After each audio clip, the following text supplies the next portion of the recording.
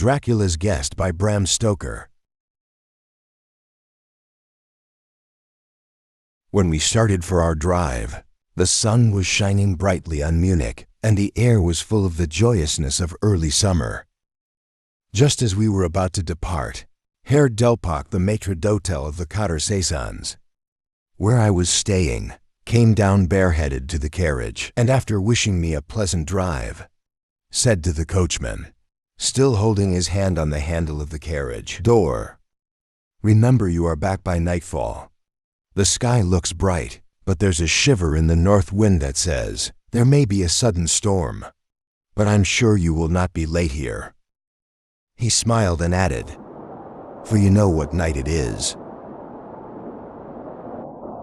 Johann answered with an emphatic, "You mein Herr," and touching his hat drove off quickly. When we'd cleared the town, I said after signaling him to stop, "Tell me, Johann, what is tonight?" He crossed himself as he answered laconically, "But Porky snuck." Then he took out his watch, a great old-fashioned German silver thing as big as a turnip, and looked at it with his eyebrows gathered together and a little impatient shrug of his shoulders. I realized that this was his way of respectfully protesting against the unnecessary delay, and sank back in the carriage, merely motioning him to proceed. He started off rapidly as if to make up for lost time. Every now and then, the horses seemed to throw up their heads and sniff the air suspiciously. On such occasions, I often looked round in alarm. The road was pretty bleak, for we were traversing a sort of high windswept plateau. As we drove, I saw a road that looked but little used, and which seemed to dip through a little, winding valley. It looked so inviting that, even at the risk of offending him, I called Johann to stop, and when he had pulled up, I told him I would like to drive down that road. He made all sorts of excuses, and frequently crossed himself as he spoke. This somewhat piqued my curiosity, so I asked him various questions. He answered fencing, and repeatedly looked at his watch in protest. Finally I said, "Well, Johann, I want to go down this road. I shall not ask you to come unless you like, but tell me why you do not like to go, that is all I ask." For answer, he seemed to throw himself off the box so quickly that he reached the ground. Finally I said. Then he stretched out his hands appealingly to me and implored me not to go. There was just enough of English, mixed with the German, for me to understand the drift of his talk. He seemed always just about to tell me something, the very idea of which evidently frightened him. But each time he pulled himself up saying, "Walpurgisnacht," and implored me not to go. I tried to argue with him, but it was difficult to argue with a man when I did not know his language. The advantage certainly rested with him, for although we began to speak in English, of a very crude and broken kind, he always got excited and broke into his native tongue. And every time he did so, he looked at his watch. Then the horses became restless and sniffed the air. At this he grew very pale, and looking around in a frightened way, he suddenly jumped forward, took them by the bridles, and led them on some 20 feet. I followed and asked why he had done this. For an answer, he crossed himself, pointed to the spot we had left, and drew his carriage in the direction of the other road, indicating the cross, and said, first in German, then in English, "Buried him what killed themselves." I remembered the old custom of burying suicides at crossroads. Ah, I see a suicide.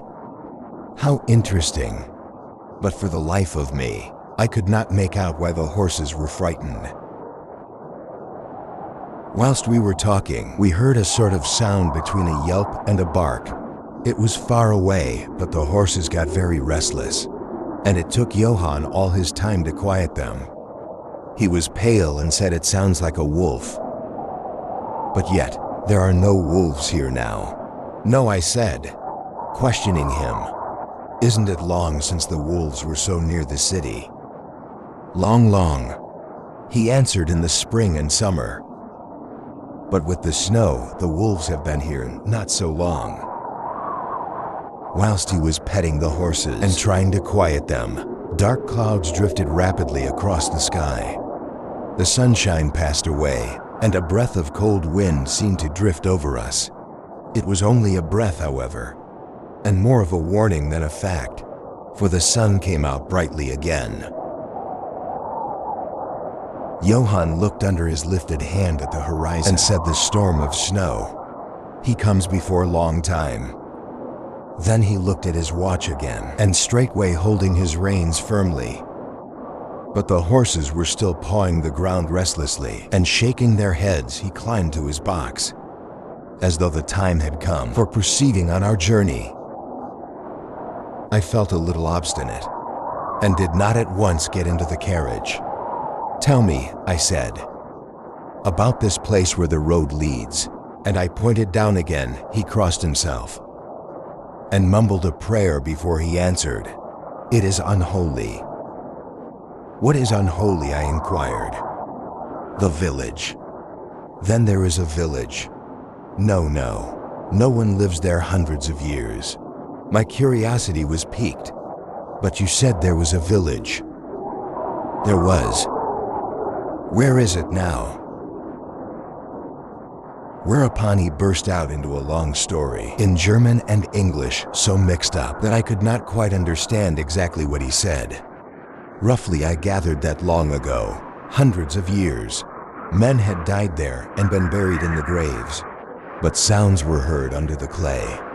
And when the graves were opened, men and women were found, rosy with life and their mouths red with blood. And so in haste to save their lives and their souls. And here he crossed himself.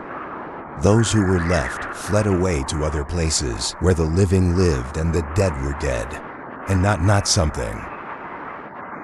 He was evidently afraid to speak the last words. As he proceeded with his narration, he grew more and more excited. It seemed as if his imagination had got hold of him, and he ended in a perfect paroxysm of fear, white-faced, perspiring, trembling and looking round him, as if expecting that some dreadful presence would manifest itself there, in the bright sunshine on the open plain.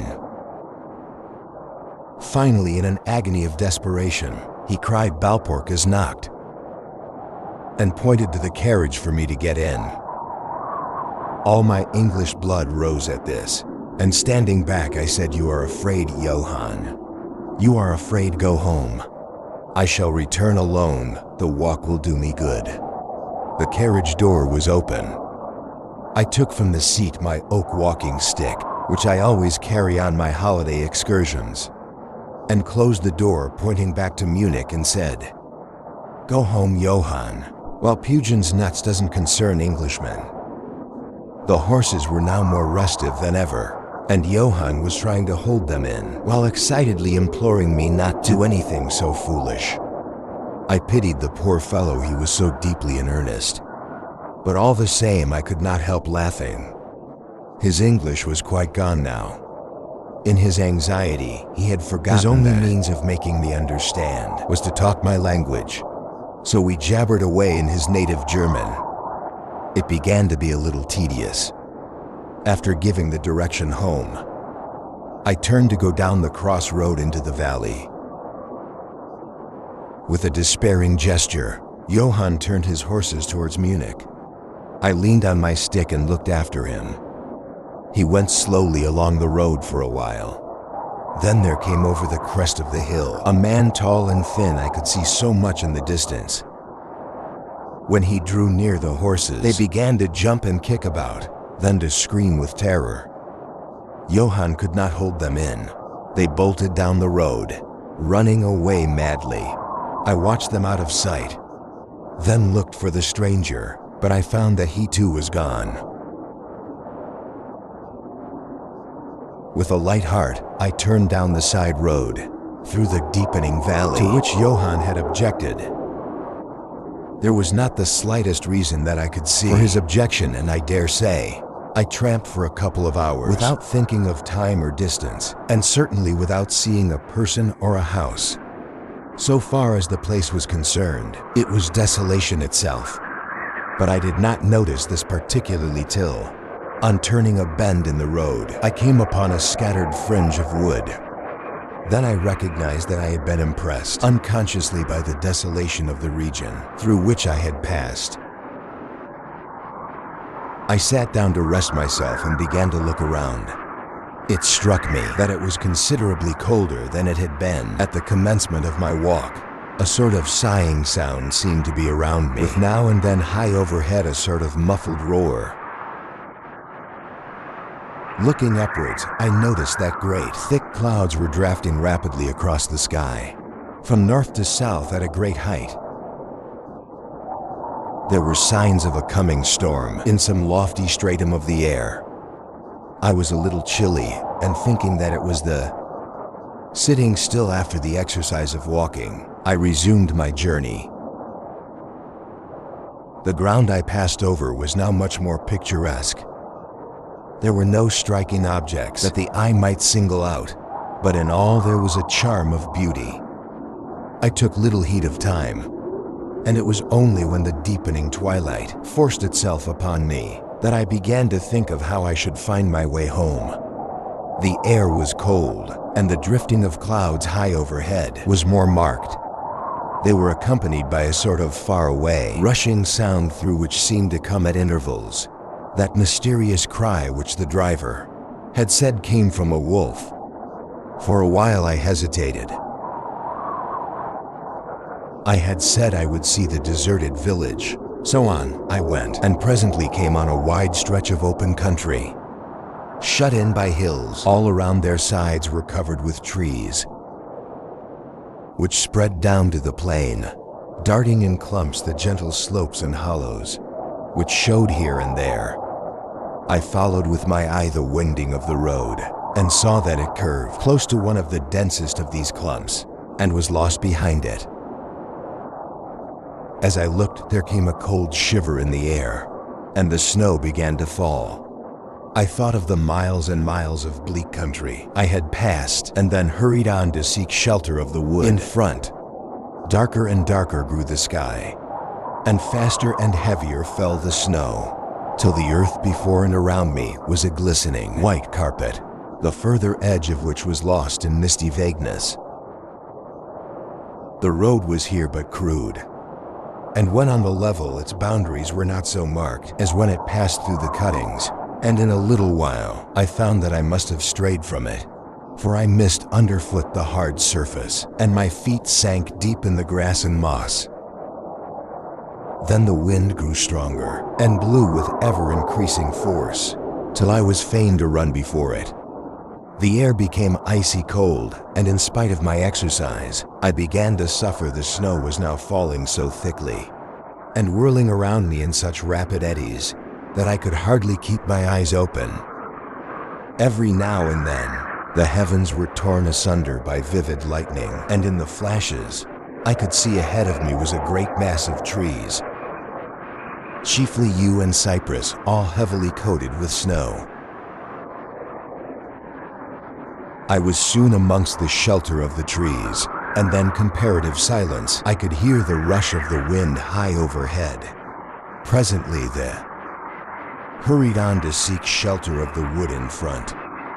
Darker and darker grew the sky, and faster and heavier fell the snow, till the earth before and around me was a glistening white carpet, the further edge of which was lost in misty vagueness.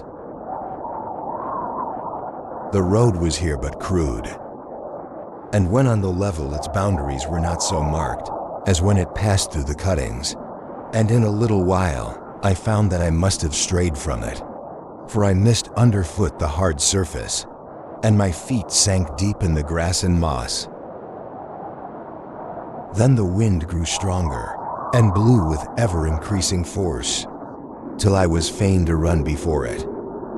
The air became icy cold, and in spite of my exercise, I began to suffer. The snow was now falling so thickly and whirling around me in such rapid eddies that I could hardly keep my eyes open. Every now and then, the heavens were torn asunder by vivid lightning, and in the flashes, I could see ahead of me was a great mass of trees, chiefly yew and cypress, all heavily coated with snow. I was soon amongst the shelter of the trees, and then comparative silence. I could hear the rush of the wind high overhead. Presently my heart seemed to cease to beat. But this was only momentarily, for suddenly the moonlight broke through the clouds, showing me that I was in a graveyard, and that the square object before me was a great, massive tomb of marble, as white as the snow that lay on and all around it. With the moonlight, there came a fierce sigh of the storm, which appeared to resume its cause with a long, low howl as of many dogs or wolves. I was awed and shocked, and I felt the cold perceptibly grow upon me till it seemed to grip me by the heart. Then, while the flood of moonlight still fell on the marble tomb, the storm gave further evidence of renewing, as though it were returning on its track. Impelled by some sort of fascination, I approached the sepulchre to see what it was, and why such a thing stood alone in such a place. I walked around it and read over the door in German. Countess Dolingen of Gratz in Styria, sought and found death, 1801. On the top of the tomb, seemingly driven through the solid marble, for the structure was composed of a few vast blocks of stone, was a great iron spike or stake. On going to the back, I saw graven in great Russian letters, "The dead travel fast." There was something so weird and uncanny about the whole thing that it gave me a turn and made me feel quite faint. I began to wish for the first time that I had taken Johann's advice here.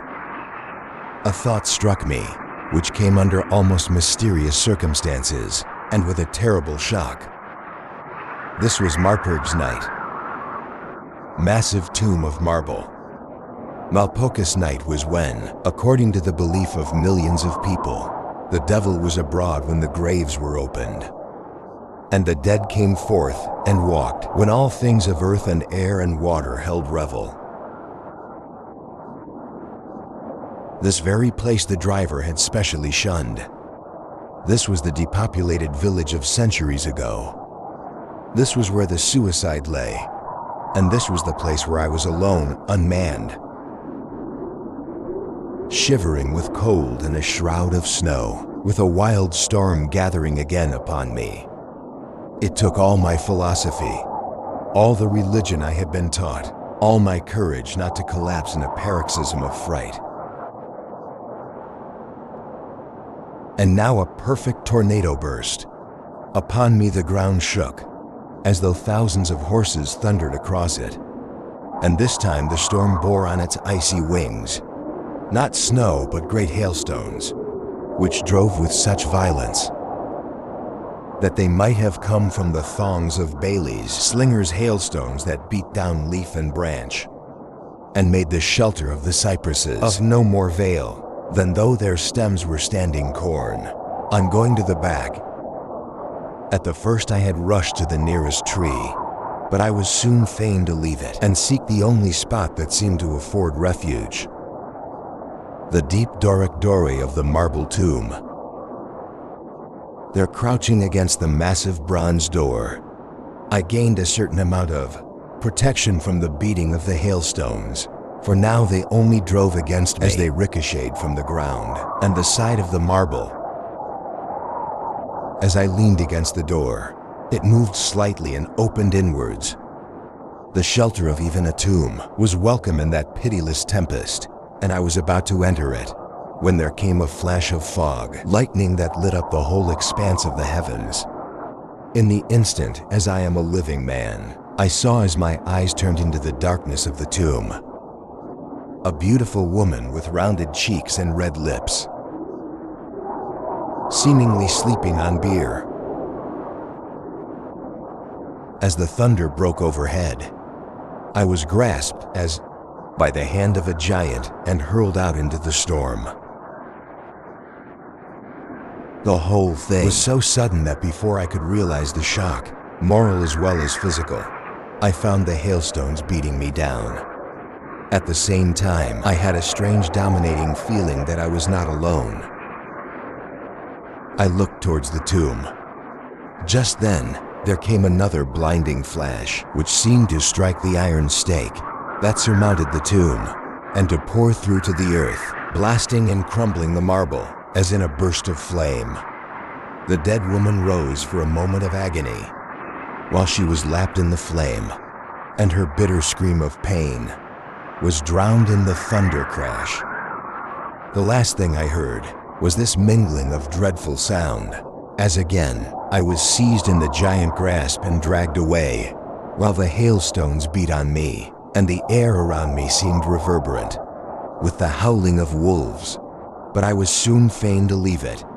The last sight that I remembered was a vague, white moving mass, as if all the graves around me had sent out their phantoms of the sheathed dead, and that they were closing in on me through the white cloudiness of the driving hail of the hailstones. Gradually, there came a sort of vague beginning of consciousness, then a sense of weariness that was dreadful. For a time I remembered nothing, but slowly my senses returned. My feet seemed positively racked with pain, yet I could not move them. They seemed to be numbed. There was an icy feeling at the back of my neck and all down my spine and my ears, like my feet were dead yet tormented. But there was in my breast a sense of warmth which was, by comparison, delicious. It was as a nightmare, a physical nightmare, if one may use such an expression, for some heavy weight on my chest made it difficult for me to breathe.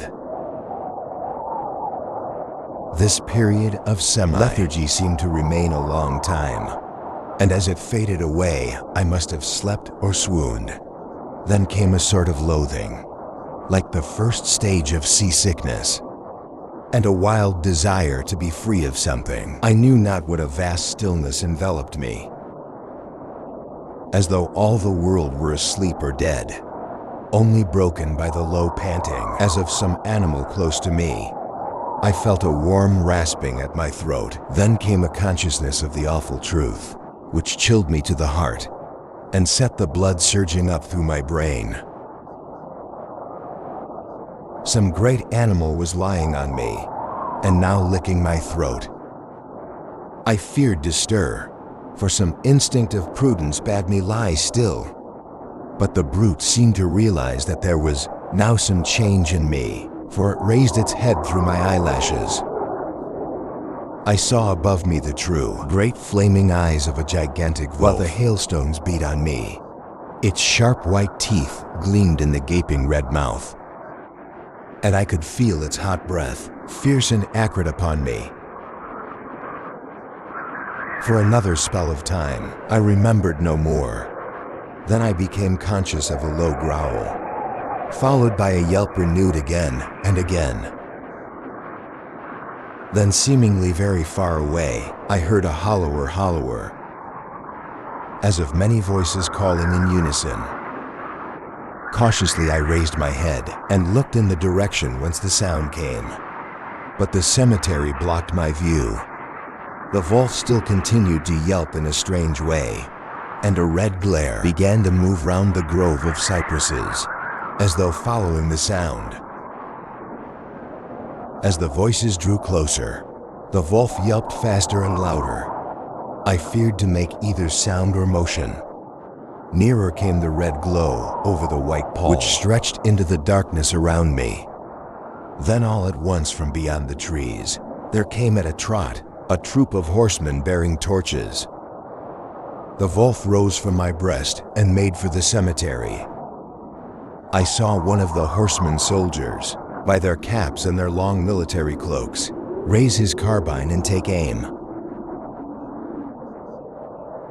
A companion knocked up his arm, and I heard the ball whiz over my head. He had evidently taken my body for that of the wolf. Another sighted the animal as it slunk away, and a shot followed then at a gallop. The troop rode forward, some towards me, others following the wolf as it disappeared amongst the snow-clad cypresses. As they drew nearer, I tried to move but was powerless. Although I could see and hear all that went on around me. 2 or 3 of the soldiers jumped from their horses and knelt beside me. One of them raised my head and placed his hand over my heart. "Good news, comrades," he cried. His heart still beats. Then some brandy was poured down my throat. It put vigor into me, and I was able to open my eyes fully and look around. Lights and shadows were moving among the trees, and I heard men call to one another. They drew together, uttering frightened exclamations, and the lights flashed as the others came pouring out of the cemetery, pell-mell like men possessed. When the further ones came close to us, those who were around me asked them eagerly, "Well, have you found him?" The reply rang out hurriedly, "No. No, come away, quick. Quick, this is no place to stay. And on this of all nights." What was it? Was the question asked in all manners of keys. The answer came variously and all indefinitely, as though the men were moved by some common impulse to speak, yet were restrained by some common fear from giving their thoughts. Indeed, gibbered one, whose wits had plainly given out for the moment. "A wolf, and yet not a wolf." Another put in shudderingly, "No use trying for him without the sacred bullet." A third remarked in a more ordinary manner, "Serve us right for coming out on this night. Truly we have earned 1,000 marks." Were the ejaculations of fourth. "There was blood on the broken marble." Another said after a pause, "The lightning never brought that there. And for him, is he safe? Look at his throat. See, comrades, the wolf has been lying on him and keeping his blood warm." The officer looked at my throat and replied, "He is all right. The skin is not pierced." What does it all mean? We should never have found him. But for the yelping of the wolf.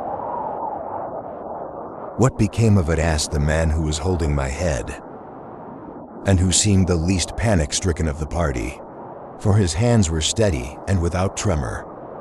On his sleeve was the chevron of a petty officer. "It went home," answered the man, whose long face was pallid, and who actually shook with terror as he glanced around him fearfully. "There are graves enough there in which it may lie. Come, comrades, come quickly, let us leave this cursed spot." The officer raised me to a sitting posture as he uttered a word of command. Then several men placed me upon a horse. He sprang to the saddle behind me, took me in his arms, gave the word to advance, and turning our faces away from the cypresses, we rode away in swift military order. As yet, my tongue refused its office, and I was perforce silent. I must have fallen asleep, for the next thing I remembered was finding myself standing up, supported by a soldier on each side of me. It was almost broad daylight, and to the north, a red streak of sunlight was reflected like a path of blood over the waste of snow. The officer was telling the men to say nothing of what they had seen, except that they found an English stranger, guarded by a large dog. Dog that was no dog. Cut in the man who had exhibited such fear. "I think I know a wolf when I see one." The young officer answered calmly, "I said a dog." "Dog," reiterated the other. Ironically, it was evident that his courage was rising with the sun, and pointing to me, he said, "Look at his throat. Is that the work of a dog, master?" Instinctively, I raised my hand to my throat, and as I touched it, I cried out in pain. The men crowded round to look, some stooping down from their saddles, and again there came the calm voice of the young officer. A dog, as I said. If aught else were said, we should only be laughed at. I was then mounted behind a trooper, and we rode on into the suburbs of Munich. Here, we came across a stray carriage into which I was lifted, and it was driven off to the cathedral. The young officer accompanying me, whilst the trooper followed with his horse, and the others rode off to their barracks. When we arrived, Herr Delbruck rushed so quickly down the steps to meet me that it was apparent he had been watching within. Taking me by both hands, he solicitously let me in. The officer saluted me and was turning to withdraw, when I recognized his purpose and insisted that he should come to my rooms. Over a glass of wine, I warmly thanked him and his brave comrades for saving me. He replied simply that he was more than glad, and that Herr Delbruck had, at the first, taken steps to make all the searching party pleased, at which ambiguous utterance the Metzdorf smiled. While the officer pleaded duchy and withdrew. But Herr Delbruck, I inquired, how and why was it that the soldiers searched for me? He shrugged his shoulders, as if in depreciation of his own deed, as he replied, I was so fortunate as to obtain leave from the commander of the regiment in which I served to ask for volunteers. But how did you know I was lost? I asked. The driver came hither with the remains of his carriage, which had been upset when the horses ran away. But surely you would not send a search party of soldiers merely on this account. Oh no, he answered, but even before the coachman arrived. I had this telegram from the boyar, whose guest you are, and he took from his pocket a telegram, which he handed to me, and I read. Bistritz, be careful of my guest. His safety is most precious to me. Should aught happen to him, or if he be missed, spare nothing to find him and ensure his safety. He is English and therefore adventurous. There are often dangers from snow and wolves and night. Lose not a moment if you suspect harm to him. I answer your seal with my fortune. Dracula. I said a dog. As I held the telegram in my hand, the room seemed to whirl around me, and if the attentive matron had not caught me, I think I should have fallen. There was something so strange in all this, something so weird and impossible to imagine, that there grew on me a sense of my being in some way, the spot of opposite forces, the mere vague idea of which seemed in a way to paralyze me. I was certainly under some form of mysterious protection. From a distant country had come in the very nick of time, a message that took me out of the danger of the snow, sleep in the jaws of the wolf. I was then mounted behind a trooper, and we rode on into the suburbs of Munich. Here we came across a stray carriage, into which I was lifted, and it was driven off to the cathedral. The young officer accompanying me, whilst the trooper followed with his horse, and the others rode off to their barracks. When we arrived, Herr Delbruck rushed so quickly down the steps to meet me that it was apparent he had been watching within. Taking me by both hands, he solicitously let me in.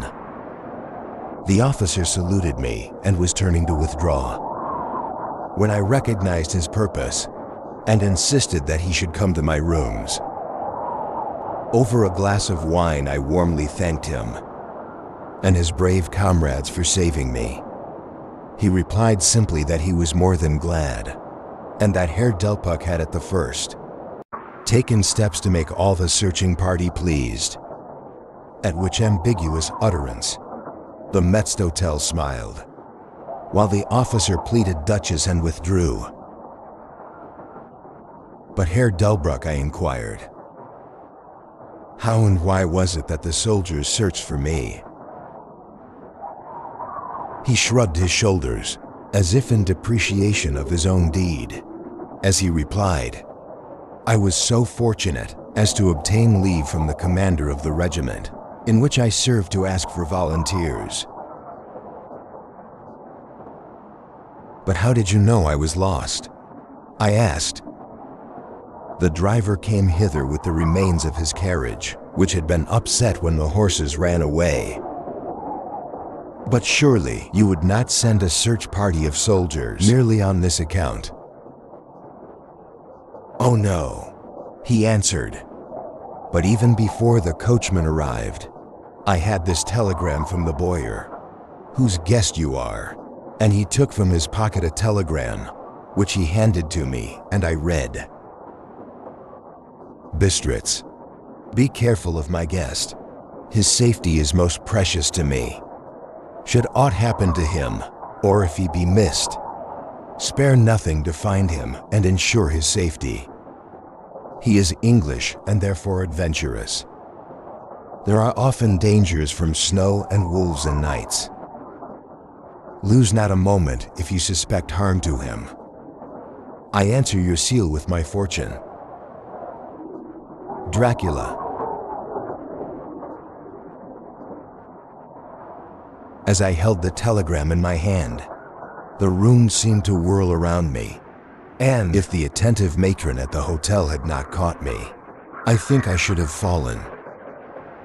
There was something so strange in all this, something so weird and impossible to imagine, that there grew on me a sense of my being in some way, the sport of opposite forces, the mere vague idea of which seemed, in a way, to paralyze me. I was certainly under some form of mysterious protection from a distant country. Had come in the very nick of time, a message that took me out of the danger of the snow, sleep, and the jaws of the wolf.